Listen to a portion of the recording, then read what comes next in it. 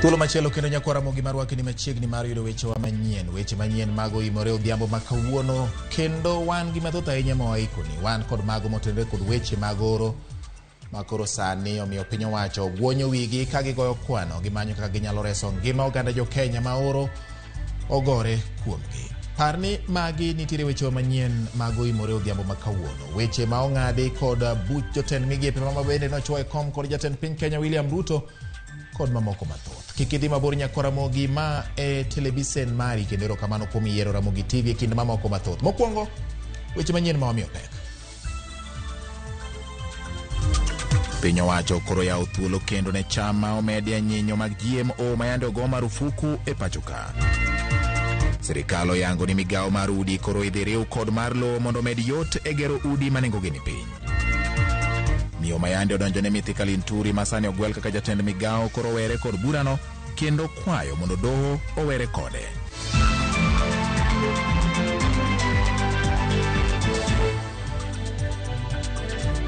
Takora mogerwa kini machiegni mar yudo weche manyien adimba tudri kodwa e nambari 3600 kata bende nyalo luwo achiel kachiel e Facebook mar Ramogi TV.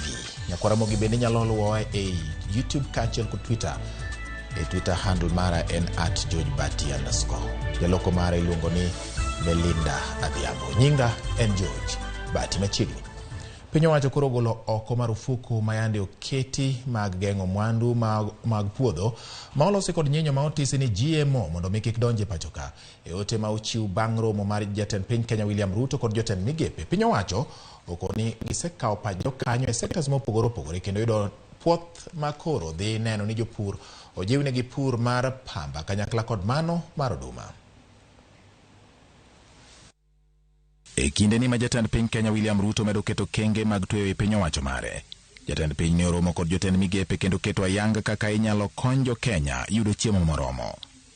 Buch jotend migepe ong'ado wach ewi okenge ma otenore kod lokruok chal mar kor lwasi ma piny Kenya nyalo tiyogo kaluwore kod midhiero mathoth ma omako oganda gie sani, koting'o weche mag oro manyaka sani osekelo nok mar chiemo e kauntis 23 ma pacho ka. Romono ne owito oko kuma mar chiemo ma omedi nyinyo ma idendo ni GMO mane okum e higa mar 2012. Mondo mi piny Kenya bed gi chiemo moromo, romono mar buch jotend migepe ma bende nochwoye kom gi jatend piny William Ruto ne okadho ne oganda jo Kenya winjo pidh kothe mani kod lony mag nyinyo molosi miluongo ni GMO. Kelo e pacho ka chiemo momedi nyinyo makamago mag GMO mane okum e higa 2012, pidho koth pamba ma omedi nyinyo mane okum e higa 2019, pidho kothe mochayo oro kod kayongo kaachiel kod pidho cham machiek mapiyo kaka okenge mabiro neno ni piny Kenya obedo gi chiemo moromo ahinya e thuoloni ma bende koro oro medo kelo midhiero e gwenge mopogore opogore e pacho ka. Kaluwore kod okang' makamano, penjo koro en ni to ere midhiero ma kothegi nyalo bedogo kaachiel kod ber ma ginyalo kelo e jiwo chiemo e pacho ka.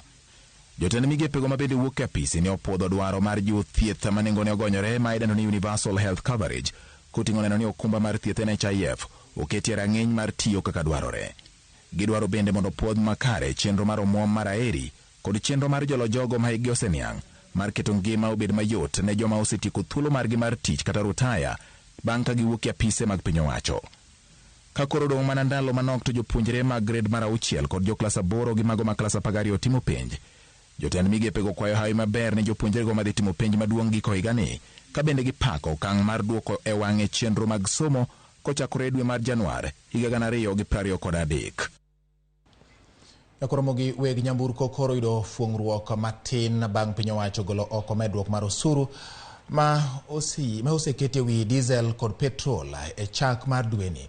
Bad migawo mochung'ne choko osuru KRA koro wacho ni modhi ok bi mednegi osuru mar 6.5 kaka mwandu mamoko manoseyang ni nengogi dhi idho dweni. Edwina Koth leronwa kaka KRA bende koro singo tiyo kod yore mopogore opogore mag choko osuru mabiro keto winjruok makare e kindgi kod oganda jo Kenya. Bang' piny owacho wito oko kony manyocha jopiny yudo ewi nengo mar diesel kod petrol ma osebet ka idho, nengo modhigo koro ne ochomo medruok kendo kane dhi mednegi osuru kod 6.3. Bad migawo mochung'ne choko osuru e pacho ka KRA koro wacho ni modhi mag nyamburko kod mauta mar taya ok mi mednegi osuruno, okang' ma koro reso weg nyamburko e medruok e nengono manosemienjo dweni. It will affect accessible products other than petroleum products. So all the other accessible products, we will make that adjustment.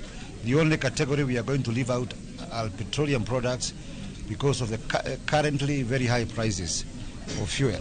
So we want to support Kenyans in ensuring that that price of fuel doesn't go higher. But for the other products, we have made that adjustment. It is by a requirement of the law. So we expect that Kenyans will comply. Modhi mag jamburko en achiel kuom mwandu mane oseyang kaka ma idhi mednegi osuruno, mabende mula piko, lainde mag simu, juis molos golemo, kod kong'o e kit mamoko.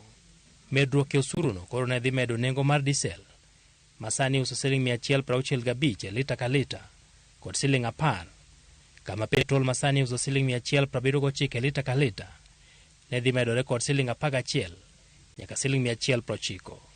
Ma kapok oland nengo manyien, ma pod biro timore tarik 14 dweni. Jalup jatend piny Kenya, Rigathi Gachagua, nye oseyo KRA kuom tiyo kod yore mar rwako oganda seche ma gichoko osuru. I have sat down with the Commissioner General of KRA and I have taken him to task that the way he was collecting tax, he was not likely to get anything. And I gave him the example of a dairy cow. When you milk a cow, you keep on feeding it. You keep on making it happy. Even in Europe, they play country music to cows when you are milking them so that they can give you milk. But what they were doing with the cow was pricking it and punishing it.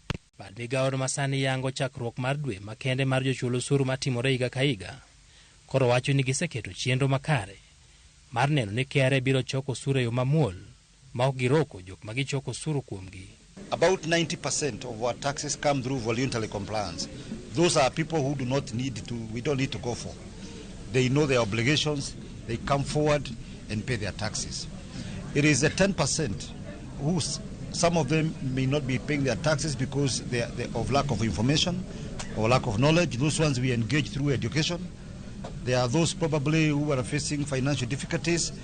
They are not paying their obligations. We want to engage those ones in a more friendlier manner so that if they accept their obligations, they are not able to pay it entirely, then we can agree on what we call a settlement plan. Ei komenda manorumo mara uchiel gani. KRA ne ochoko osuru maromo $2 trillion. Omenda ma igeno ni biro chopo $6 trillion. Ei komenda machakore dwe mar auchiel mar higa mar 2023. Geno koro en mana ni nengo mag modhi nyamburko ma idhi land tarik 14 dweni ok bi medo pek mar ngima ne oganda. Masani koro oseidho rang'iny mamalo mogik ka opim kod thuolo moingo higni 5 mosekalo. Edwin Okoth, Ramogi TV, Nairobi.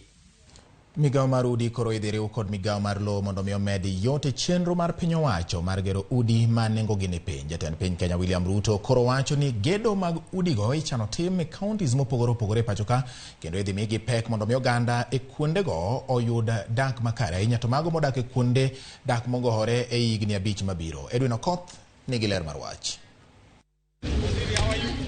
Jatend piny Kenya William Ruto mane olimo achiel kuom kuonde ma igere utego e gwenge ma Mukuru ne owacho ni chenro mar gero utego koro biro jiwore kod okang' mar riwo migawo mar lowo kod mar udi kaluwore ni gedo mag utego osebedo kod pek mar yudo lowo e seche madwarore.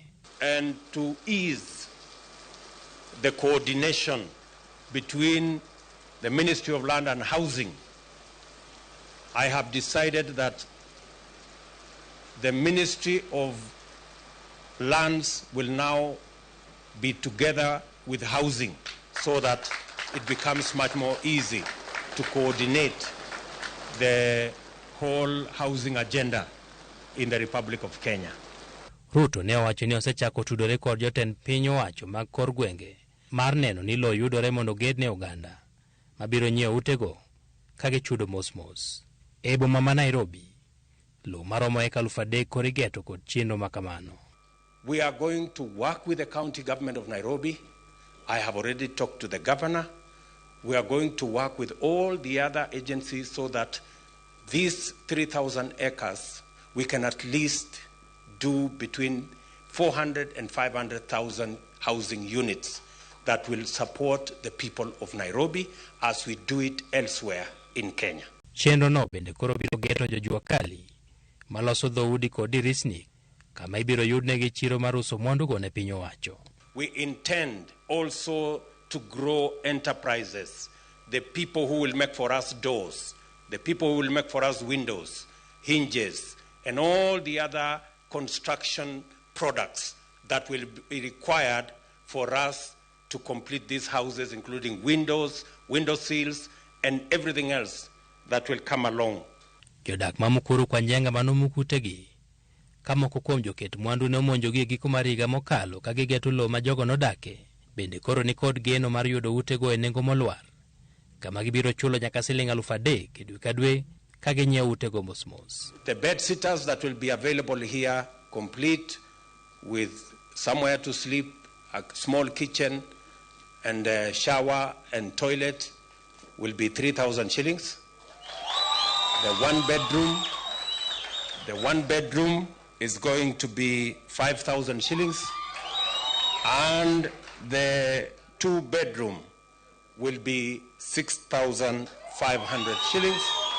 That is under the social housing plan that will involve the people of Mukuru. Pek mar yudo hola ma jok ma yutogi ni piny nyalo kawo ka ginyiewo udi e wich bar ma koro Ruto ni godo, kendo koro kwayo kony koa kuom jood bura. Tumeleta housing fund bunge ikachezewa karata mpaka haikufaulu. We are going to bring it back to parliament, and I want to ask my good members of parliament, it is the opportunity. In fact, the housing fund will give the government of Kenya the leverage to make sure that we can raise the money to provide mortgage for the ordinary people in Mukuru and every other part of Kenya to own a home. Chenro no ahinya biro geto kuonde dak mag jok ma yutogi ni piny, kendo Ruto ne osingo ni limbe ne machielo biro chomo kar dak ma Kibra. E giko juma mokalo ni, Ruto ne osingo ne jodak ma Homa Bay ni obiro timo limbe gwengego, kama igeno ni obro yango chenro maket kod mane olimo e boma ma Nairobi no. Edwin Okoth, Ramogi TV, Nairobi. Ramogi we gima Edwin wacho ni nolimo jodak ma Homa Bay kendo miyo gisingo. Koro wang'ia ne matimore Homa Bay bang' jatend piny Kenya William Ruto singo dok e kaunti ma Homa Bay dwe manyien mar chako ayanga gedo mag udi ma nengogi ogonyore. Piny owacho mar kaunti ma Homa Bay yango ni giikore mar rwako chenrono. Kaka jafwambo marwa mar kaunti ma Homa Bay Ali Abich lero, jopiny e kaunti ma Homa Bay ni kod geno mathoth e wi chenro mar gero udi ma nengogi yotgo. Jatend piny Kenya William Ruto e limbe mare kaunti ma Homa Bay odiochieng' manyoro ne osingo duogo kaunti dwe manyien mar chako ayanga gedo mar udi ma nengogi ogonyore maromo 5,000 katielo mokwongo piny owacho dhi gero ute 400. Tulikubaliana katika ile program nilizungumza na nyinyi hapa, tukasema tutajenga nyumba 5,000 hapa Homa Bay County. Na nitarudi hapa mwezi ujao kuanzisha hiyo program.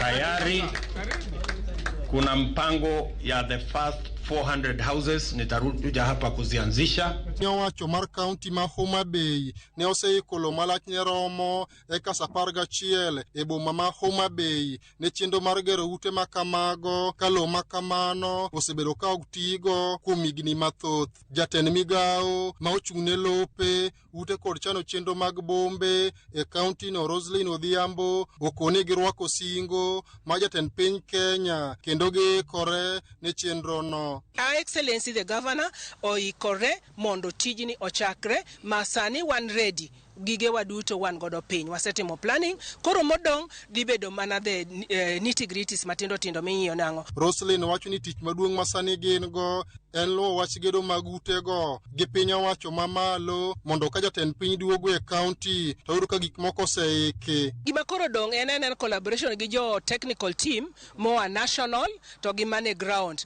Ka wacho technical team en mana fine tuning mag survey, planning and approvals. Mago are simple things modong mawatimo. Mago ok nyal kawo long nikech en government to government ok odhi kawo walong. To gik modong machalo kaka documents mag law mago to nitie. Ka okoni gedo mag utego eko bende biro konyo e chugo thuolo mag tije ne rowere county. All along waseng'iyo ni jo thurwa dwaro tich.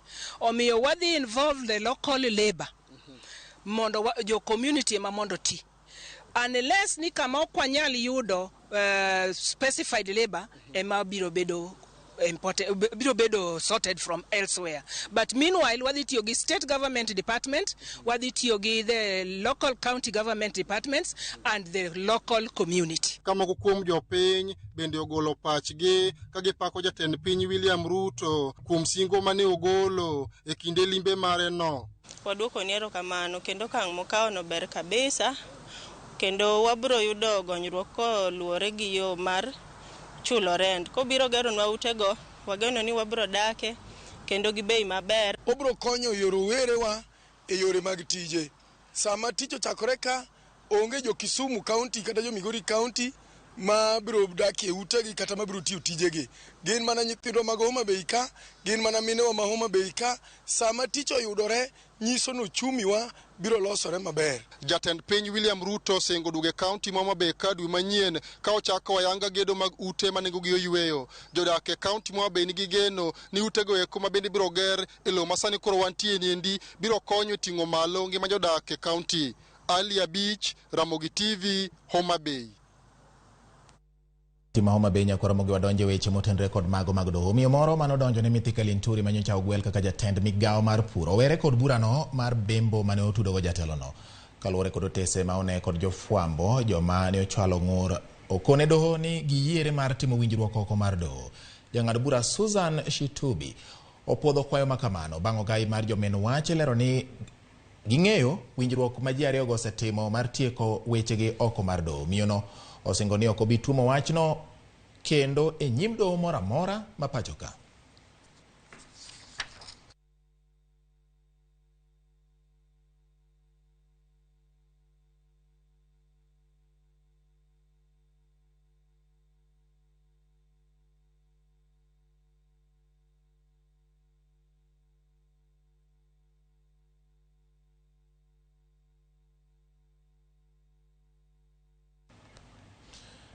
Tendo od bura mar kaunti ma Siaya ochikore gi chiene wiseyo mar tiyo arietha gomenda mag kaunti no ma itimo ne nonro gi duol mar makedo kod mibadhi e pacho ka EACC ka oloso karan mar od bura no Eric Ogenga oyango ni chudo manotim komiti mar od bura no notim e dwe mar 7 to ok mar 8 kaka oseyang kod gavana mar kaunti ma Siaya James Orengo.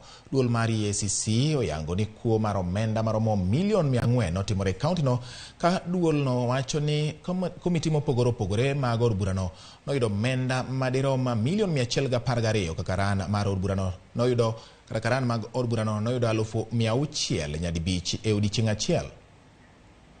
Weche mawuok ni members ni clerks mag county assembly ma Siaya no oyudo pesa moko e yo ma ok ni kare. Mago gin weche mag miriambo, ok gin weche mag adier. Adiera makende to bende nitie barupe kata records ma ng'ata oyiene bire county assembly mondo bi onon. Records gi wacho ni pesa ni gi noch okwa kapok financial year orumo. To pesa obiro tarik 30 dwe mar 6 ka financial year rumo, to ochul gi members tarik 4 dwe mar 7 ma members no sign ni pesa gi no chul gi, to gima nyaka wang'e ni ochul gi kalure gi tiche mane gitiyo chakre dwe mar 2 nyaka dwe mar 6 higani. Koro pesa biro mang'eny, to koro kochul gi dichiel to chul gi through accounts mag committee clerks, nikech mane gima chik dwaro. Pesa ok mi member direct, nyaka chule through the secretariat. Od buche mag county kata county assemblies nitiere kod thuolo mar chugo budget ma balang' ma idendo ni supplementary budget mar neno ni gidhi nyime kod tayo chenro mag county ma en bang' yangore ni thoth counties ne odong' ma onge kod omwom bang' yiero ka midhiero manitiere en kaka chenro mag counties go biro dhi nyime e bwo telo manyien. Joja oko gi ler mathoth kowuok Mombasa. Romo mag jood bura mag 10 counties mopogore pacho ka sani dhi nyime Mombasa mar twak ewi chenro mag tayo 10 counties mekgi. Od bura mar county ma Kisumu en achiel kuom counties mobago romo ma kamano, ka achiel kuom ajenda ma gin godo en kaka gibiro dhi nyime kod tayo chenro mekgi e sechegi manok mar omwom okwako thoth counties ma pacho ka. Kinde ka kinde itimo ka budget mogik mar omenda kosetim gimoro ni nomination e counties mopogore opogore.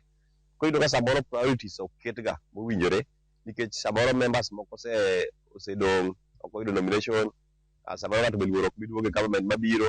An gi agenda mar ng'eyo to government mokalo noweyo dongruok mage manok ochopo kare. Moko kuom tiegruok ma bende ichiwonegi gin mago mag chike mag od bura, kedo kod weche mag mibadhi kaachiel kod tiyo gi pesa jopiny e yo mowinjore. Waluongo jok mang'eny ma bad riwruok mag sirikal mamoko machalo kaka Auditor General mabiro wuoyo gi members kaka onego bed ni itimo chenro mag pesa.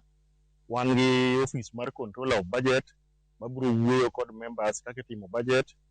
Wan gi officers mowuok ka Ethics and Anti-Corruption Commission mabiro ng'iyo ni conduct kata behavior mar oganda mar members mag assembly seche magin e iye kanyo. Wan ka mondo wagor ni to en ang'o nomode timo mopogore gi manotim chon koa e assembly mokwongo, assembly mar ariyo, wan e assembly mar adek moting'o members mane nitie assembly mokwongo division kachakore assembly mar ariyo ma 2017-2022 kod assembly mar adek makoro ting'o grube adek gite. To kata bang' ywaruok nyiedhore thuolo mar yiero spika mar od burano ma Kisumo, gikoni ma bende en romo makoro geto kelo kanyakla jood bura duto mar chopo dwach jopiny. Ne wadhi e yiero mar spika and en democratic right mar ng'ata mar member moro amora yiero wing monyalo support nikech contenders ne gin more than 2.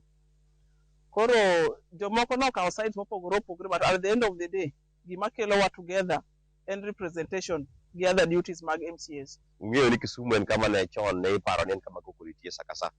To nyaka koro wagol image machal kamano mondo wang'is kido maber mar jotelo matimo gik ma jopiny dwaro kaluwore gi pesa mantie to gi dwaro mag jopiny kaka dwarore. Od bura mar kaunti ma Homa Bay kaachiel kod mano ma Kitui gin mana moko kuom counties madhi nyime kod romo makamano e kaunti ma Mombasa. George Aoko, Ramogi TV, Mombasa. Riwruok mar jopuonj mar KNUT okonegi siro lwedo aput manchano yier mondo ta chenro mar lokruok midwa tim e sekta mar somo. Ma biro e kinde ma jokanyo mag somo mopogore opogore osebedo kagolo paro e wi apudno manolos gi jatend piny Kenya William Ruto mana kaka imiyo waler gi Judith Omondi. Paro mopogore opogore osebedo ka wuok kuom jokanyo mag somo ma pacho kae nyaka ne jatend piny Kenya go chapa aput mabiro telo e twak mar loso chenro mag somo ahinya to kotudore kod lai manyien mar somo. Riwruok mar jopuonj mano mar NAT ogolo chung' margi kotenore kod wach mar nino wegi oko mar apudno. Onego bed ni nitie joma kelo neno. Koro kowane iye kata ng'ama dhi kelo neno. Ema nomiyo giketo apudno kaka ne gikete cha. To wan wadong' oko mondo wachok neno ma jopuonj te mineno wadwani mondo wakel kaka ginene.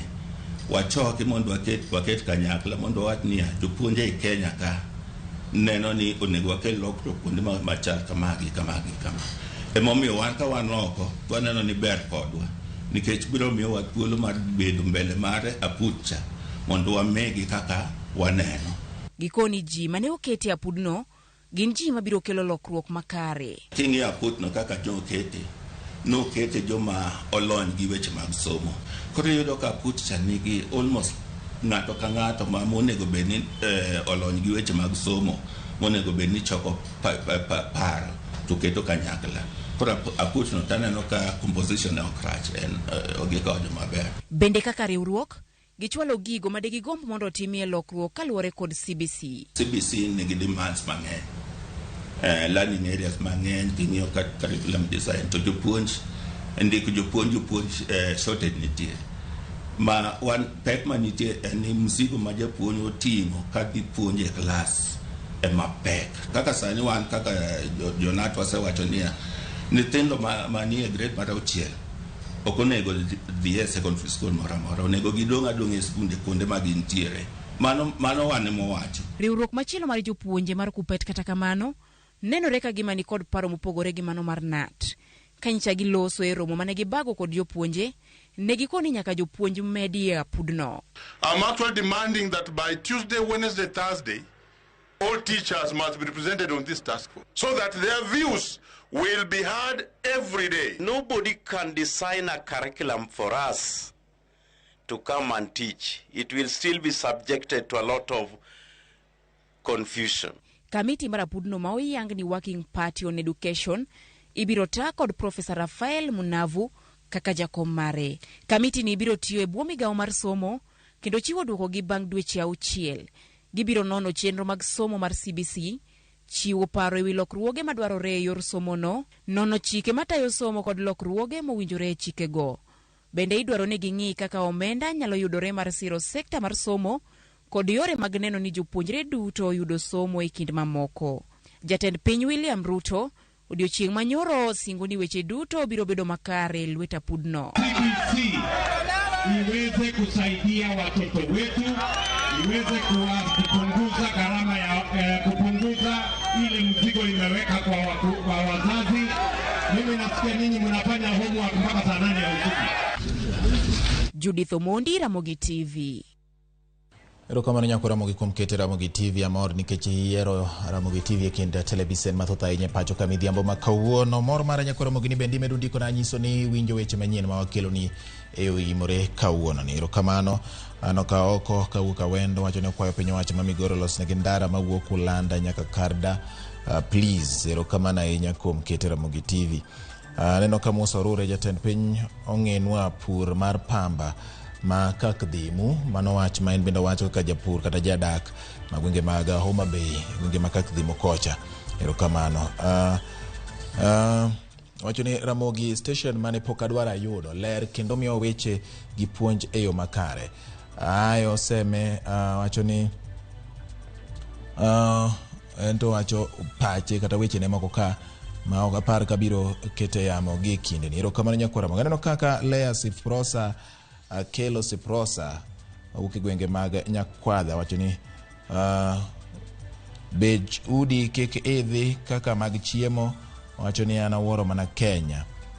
Erokamano Lea Siprosa. Otis Nyakwar Nyawade wacho ni batine ni maler kantire sim ndo mwalo kendo weche manyien chopo no yo makare. Med ndiko ne namba 360 kachiel kod bende Facebook maro mar Ramogi TV Kenya. Nyalo luwo weche gi Twitter mara handle en @georgebati_.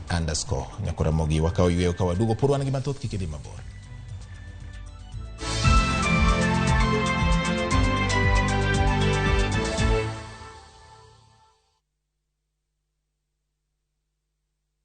No matter what you're going through, when the clock strikes the hour, you have to chin up and do your thing. It is people who make you a celebrity. You see them on TV, online, and listen to them on radio. But do you really know them? I still can't help but wonder what type of lawyer I'd have made. From humble beginnings, we had fun in Dandora. Those estates, A1. To their success stories. I've become this highly sought, people calling, my good friend, come, how do you feel? And their struggle. Pain of sitting there with your child, asking questions, that pain is just on another level. Catch this riveting stories of your favorite media personalities on Behind the Mic with me, Cynthia Mwangi, every Friday on Citizen Digital app.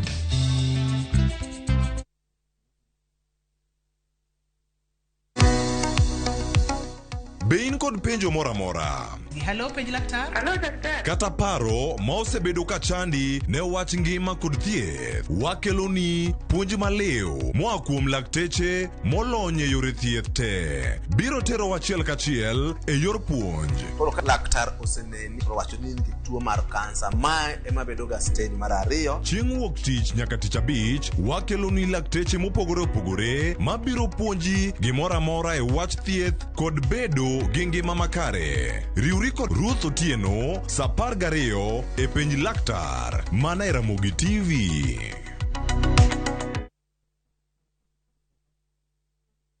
Tenbop ashu kinde ekomi apar ikomi makumi kwa shilingi 10 tu. Shabiki.com inakuletea nafasi ya kushinda $300,000 kwa jackpot mpya ya Major Leagues. Hii ni jackpot iliyo na mechi 9 kutoka ligi kubwa duniani: EPL, La Liga, Serie A, Bundesliga, French Ligue 1 na ligi zingine kubwa. Tuma neno MJP kwa 29063 for a chance to win 300,000 shillings daily. Major Leagues Jackpot. Cheza na Tenbob kila siku. Not for persons under the age of 18. Betting can be addictive. Play responsibly. Shabiki.com is authorized and regulated by the BCLB. License number 4. Collect direct fare kwa boda au matatu ukitumia ViewPay cashless na uqualify for bima ya 100,000 shillings pamoja na medical cover ya 20k na permanent disability cover ya 100k kwa 5 bob pekee. Dial *236# today to start using ViewPay cashless.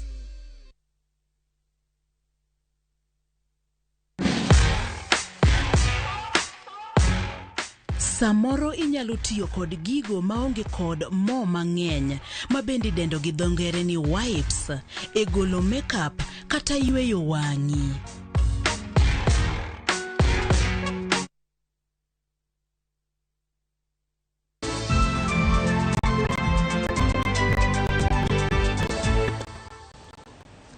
Machiegni nyaka Ramogi wamedo dhi nyime kodi weche manyien mag Oimore odhiambo ma kawuono. Kaunti ma Siaya osingo ne jodak makono ni gisetimo ikruok makare e kedo kod midhusi mar Ebola. Poni odonjo e kaunti no.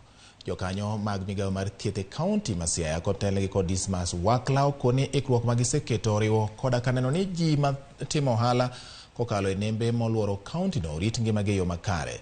Maduong' en ni jopiny bende opuonjore rito ngimagi kod mago mag joodgi. Thurwa makoni timo ohala gi jo Uganda to moloyo wan kata kod jolupo ma samoro lupo nyaka na ma Uganda kucha. Koro kuondego be wasekete okang' mowinjore mondo mi wayud kaka waloso kendo wasensitize jowago e wach tuoni. Wadwa dhi e pap gi CHVs wa kata ka achiel gi ngao mondo koro waket mlome ma motegno kabisa. Kadiponi neno kati winjo ng'ata man gi ranyisi mag Ebola magin kaka del ma ure, ng'ok, diep, del marudho to kod remo mawuokie e dende, to wakwayi ni nyalo report e od thieth machiegni kodi. Gavana mar kaunti ma Kisii Mbarati ochano chenro mar kowo yedhe kuonde mag ute thieth mag kaunti no e yo manyasani. Gavana no olero ni chenro no biro jiwo kedo kod mibadhi ma ogo tach e sekta mar thieth e kaunti no, ka wacho ni picha mag wang' dede kata CCTV biro ketie kar od thieth maduong' ma Kisii kod nyamburko duto ma chwalo yedhe e kaunti no. Yedhego mane omuonyo omenda maromo milion 27 ibiro ndiko piny mokwongo kapok ochwalgi e ute mag thieth mopogore opogore e kaunti no, ka kambi mar Huawei ema omiyo rak mar keyo yedhe e yo mar lony manyasani. Payment of 29 million because I was not very sure if those things were delivered. And indeed, from the auditor, the internal auditor has confirmed out of 29 million is only 17 to be paid. Therefore, it's something that we must tame, and exactly that's why I decided to have this exercise. We're going to put around CCTV, which are intelligence CCTVs, which can identify people even when they are in their own vehicles, when they are carrying drugs from here, and it can report clearly what is happening. That's what I think they have already installed some, but they are around. Well, yeah, they are around. They are going to do that. That's a bit of what we are going to do. We are going to do these ones to the sub-county level, to the ward level. Governor is determined. He is ready to change our county to the next level. For the professionals who are here, please stay at work. We have discussed, Governor has guided that he will make sure that the salaries are going to be paid on time, your allowances will be sorted out. But please, also, all of you who are professionals, be in the facilities that you've been assigned so that our people can get the services. We are not asking for anything else. Migawo mar thieth e kaunti ma Migori geto jonyuol e kampen mar kedo kod mako iye ma omondo e kind rowere. Chenro mar kampen ma kamano geto ni ngima nyithindo manyiri oriti kendo kik giyudre e obadhono, kaka imiyo waler kod jafwambo marwa ma Migori Jojuma. Mako iye ma omondo pod en achiel kuom midhiero madongo mayudo rawere e kaunti ma Migori. Lipot mawuok kuom migawono mar thieth yango ni atamalo 20 mag rawere pod mako iye ma omondo e kaunti ma Migori. Kata bed ni kwan osedok piny ka ipimo kod kinde mokalo, jolony wechego mag thieth wacho ni kwanni koro pod ni malo. Compare the last 2 financial years for the 2020-2021 and 2021-2022, it dropped from 20.21% to 20%. However, we have some sub-counties that are having rise, that is Suna East and Korea West, though we are still engaging the multi-sectoral approach, including the involvement of parents. Wasichana wetu wamekimbilia sana, hata wameacha kusoma, wengi wako na wamezaa, wamekataa hata mashule, hata wengine wamekaa nyumbani kwa sababu ya wamesashika mimba mapema. Migao mathithi kaunti ma Migori koro geto jonyuol e kor gwenge e ng'wech mar kedo kod mako yemo mondo e kind rawere. Wakati ambapo kama mzazi haujakaa na mtoto wako kumweleze uzuri na ubaya, ama haumpi hata kitu anachohitaji, kijana anaweza kumshawishi kwa njia nyingine, amdanganya, ampe hata pesa, ampe kitu chochote. We engage the parents at community level, and we encourage them to support the young people in terms of getting to know what are their issues and how best their issues can be involved. The parents are sensitized on how they can be able to address their young people, such that matters that they are not able to discuss with them as parents, then they are able to get those services to the nearest facility. E kinde twak margi oseyangore ni thoth jonyuol ok osebedo ka loso thuolo mar twak kod nyithindgi manyiri e wechego mag ritruok. Inastahili tuwe pamoja nao, tuwafike karibu na kuwafunza na kuwafanyia Kenya wanataka hizi wazipate mimba ya mapema. Wazazi wa sasa hivi, yani kazi yao, mtu asatoka kazi, yeye ni kuingia kwa nyumba yake. Anasema amechoka, hawezi akakaa akaongea na hao watoto. Wamama wazee hao wa zamani huaga wakipata muda wa kuongea na hao watoto wetu wa kisichana. Mbaka mamoko mabende gigo ikinde maromo kod jonyuol en ka otenore kod wechego mag komo nyuol e kind rawere. At around 37%, so it has been on an upward trend. Yeah, and the main target is even the ones that have delivered to delay the subsequent rapid pregnancy. It's not a one-off thing, it is continuous, and we believe it will even be much better now that the school calendar is getting back to normal. The last 2 years we've struggled because we usually get them mostly when they have closed schools. Ka opogore kod mako yemo mondo midhiero mamoko mabende pod yudo rawere kaunti ma Migori en medruok mar landruok mag kutego mag ayaki. Lipot mawuok e migaono mar thieth yango ni higa mar 2020 kwan mag rawere mane ogamo kute mag ayaki ne omedre kod 1.6% ka ipimo kod higano mar 2019 mane en 1.2%. George Juma, Ramogi TV, Migori. Jodak mar Rieda kalo e Kisumu County pod medo mana chwalo ywak ne tend county ma Kisumu kaluwore kod tik kaachiel kod taka ma ikelo gi yugi mawachore ni ne opuk kanyo gi tend county ma Kisumu. Jopiny go wacho ni resruok pok obedo e alworano kendo pod gin kod midhiero. Jaod bura ma Kisumu East Shakil Shabir koro golo siem ne tend county ma Kisumu kaachiel kod bad migao mar Nema kendo bogo biro kao ndamo mar dhi e doho ni takago ok ogol kanyo e yo mapiyo.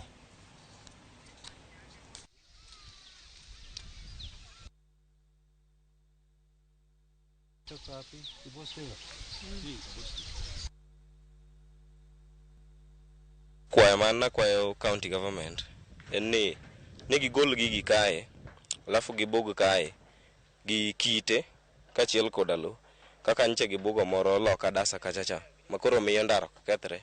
Hii taumiza mtoto. Mimi nataka andika barua sahihi. Alafu kama wasikie barua tutapeleka huko Nema. Wasikie hiyo tutapeleka petition. Wasikie hiyo tutakuja binyewe na tingatinga yetu tutabeba hiyo nitapeleka City Hall mrudisha hao takataka zao.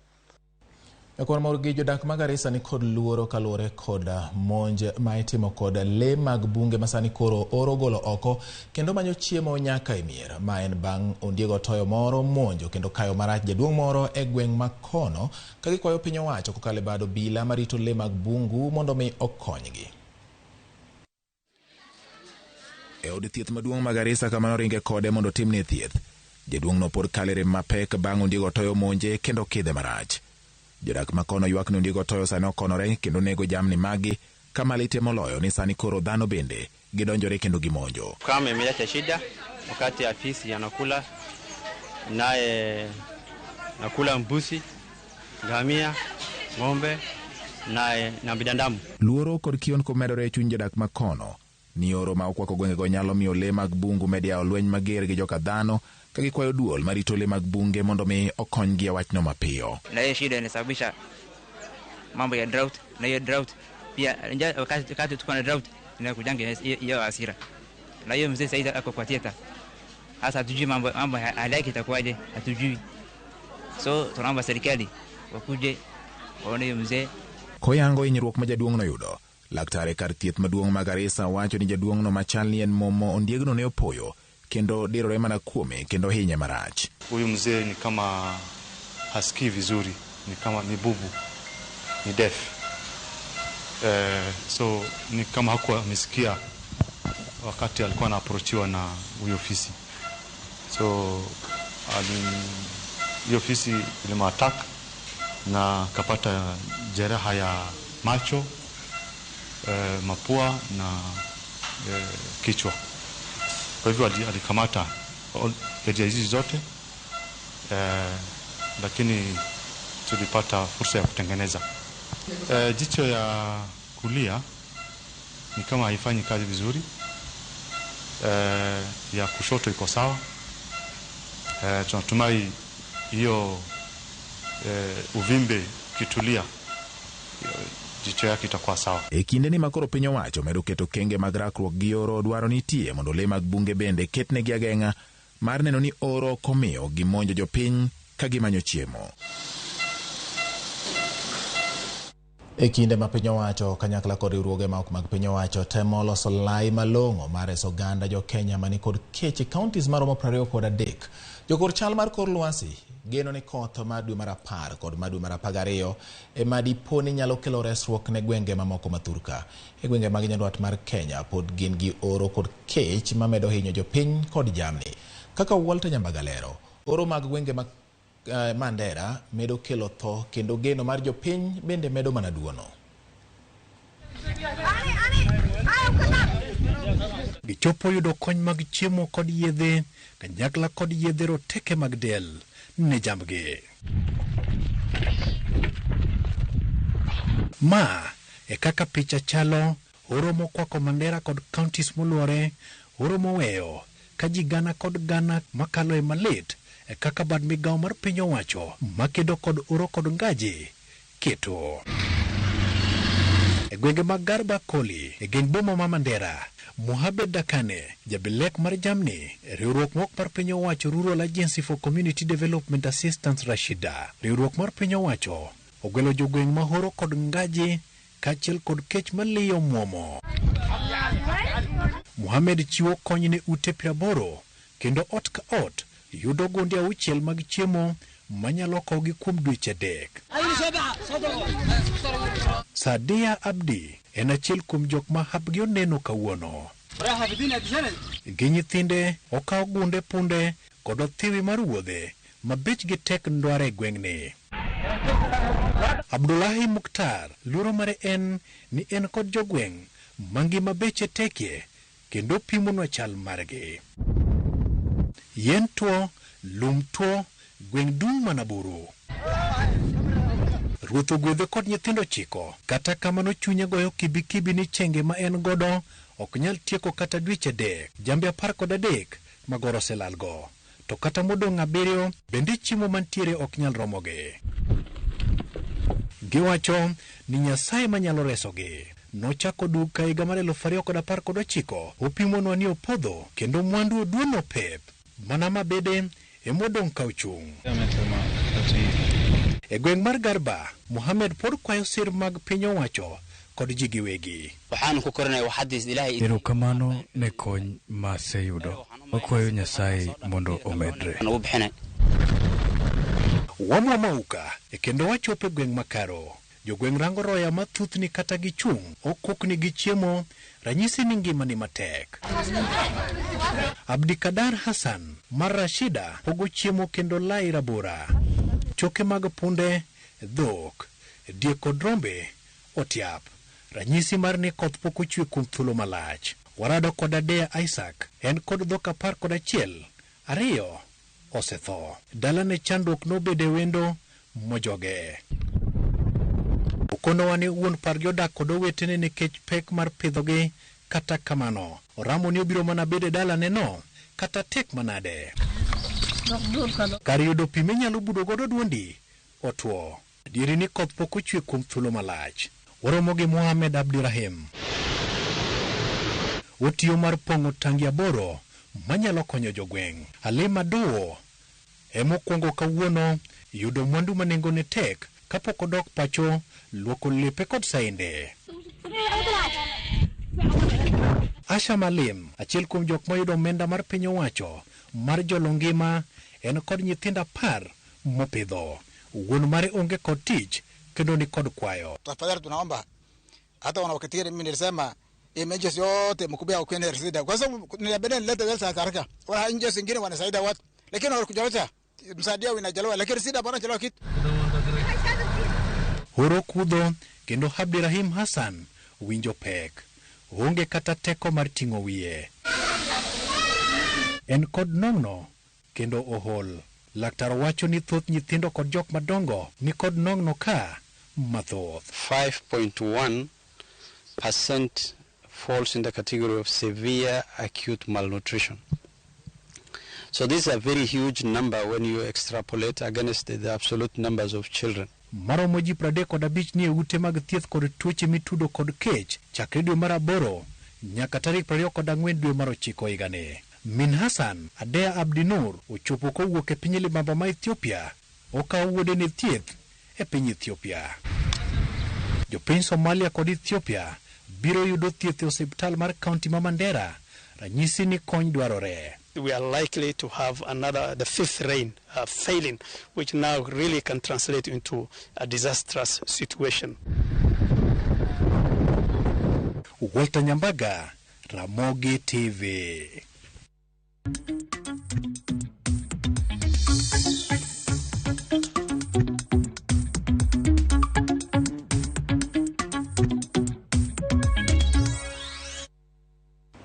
Odhi nyime nyako Ramogi bang' lipodno mowuok gwenge mag Mandera kocha wang'eyo ni mago motenore gi weche mag ohala.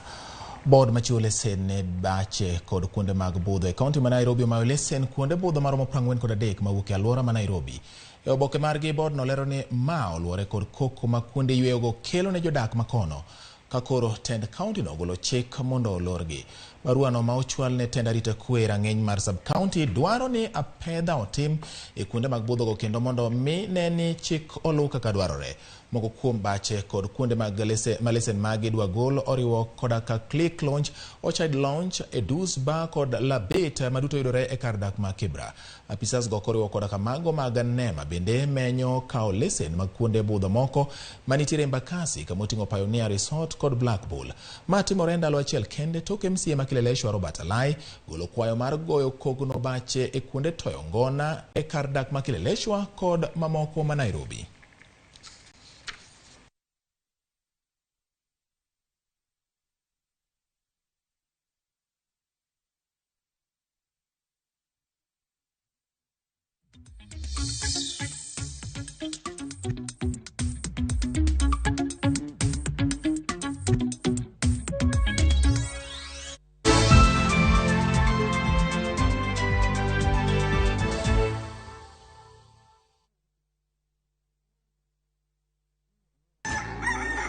Kapok piny oru, kapok oyaw chiro, jopur ochako odiochieng'gi. Ng'ato ka ng'ato gi gombo mar kelo lokruok. Wachalo joma timo research mondo mi wakel gik man gi value. Ma ok odewo kama idake kata gima ipidho.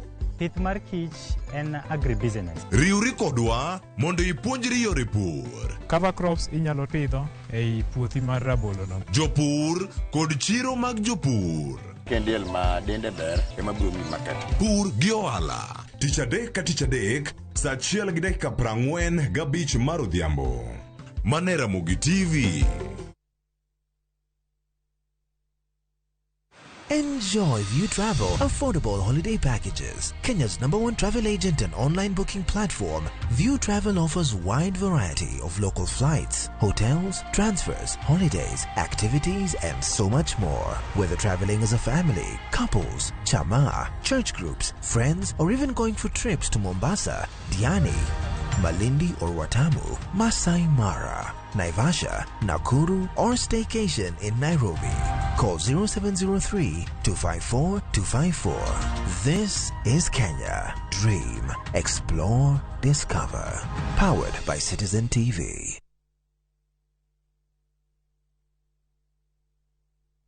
Mashabiki chungu nzima wanaendelea kushinda bonuses nononono kwa Shabiki Jackpot Mbao. Kwa majina naitwa Peter Masinde, nimeshinda 1 million kwa Jackpot Mbao bonus. Nimefurahi sana kwa kushinda hii bonus. Hii pesa nitaitumia kwa kununua shamba na kulipia watoto school fees. Na wahimiza wagazi wa Busia waendelee kushiriki hii kitu, si ya uongo, ni kitu ya ukweli. Bonuses are for 10, 11 and 12 correct predictions. Join the bonus movement. Cheza Shabiki Jackpot Mbao kwa kutuma neno SJM kwa 29063 na huenda ukajishindia zaidi ya shilingi milioni 20 kila wiki. Shabiki Jackpot Mbao, the easiest jackpot in Kenya. Not for persons under the age of 18. Betting can be addictive. Play responsibly. Shabiki.com is authorized and regulated by the BCLB. License number 416.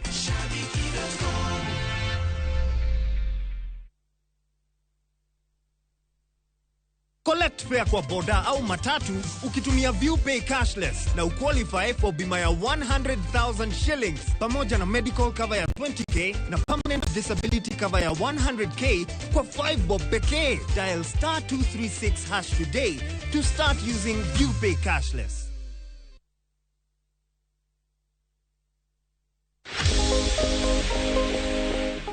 Kik iti kod sabunde mateko gi ng'eny kiluokori.